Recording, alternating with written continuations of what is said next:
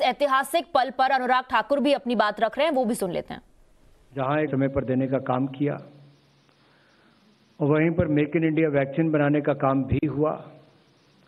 Vaccine बनाई भी और लगाने के काम में भी आज एक बड़ी उपलब्धि देश ने हासिल की है। 100 करोड़ वैक्सीनेशन भारत ने पूरा किया है, जिसके अवसर पर मैं सभी देशवासियों को, विशेष तौर पर फ्रंटलाइन वर्कर्स को, सभी राज्यों को बधाई देता हूं।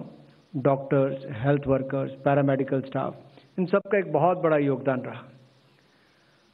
भय और भ्रम की स्थितियां भी पैदा की गई, लेकिन उसके बावजूद भी लोग आगे बढ़कर आए, वैक्सीनेशन करवाया और भारत ने 100 करोड़ वैक्सीनेशन का एक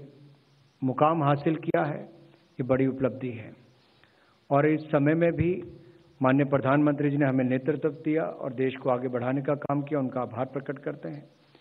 दूसरा, आज जो महत्वपूर्ण निर्णय पे अगर मैं आऊं तो एक और जहां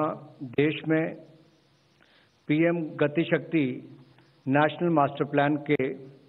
क्रियान्वयन को मंजूरी दी गई, उसकी शुरुआत की गई, वहीं पर पीएम गति शक्ति नेशनल मास्टर प्लान की मॉनिटरिंग 3 टियर सिस्टम में की जाएगी, जिसके कैबिनेट सचिव अध्यक्षता करेंगे और इनके अध्यक्षता में एक सचिवों का एम्पावर्ड ग्रुप ऑफ सेक्रेटरीज बनेगा। इस एम्पावर्ड ग्रुप ऑफ सेक्रेटरीज, जैसे मैंने कहा कि कैबिनेट सचिव करेंगे और इसके सदस्य के रूप में 18 मंत्रालयों के सचिव और head of logistic division member convener के रूप में काम करेंगे। विभिन्न मंत्रालयों और विभागों के नेटवर्क योजना प्रभाग के प्रमुखों के प्रतिनिधि के साथ एक मल्टी मॉडल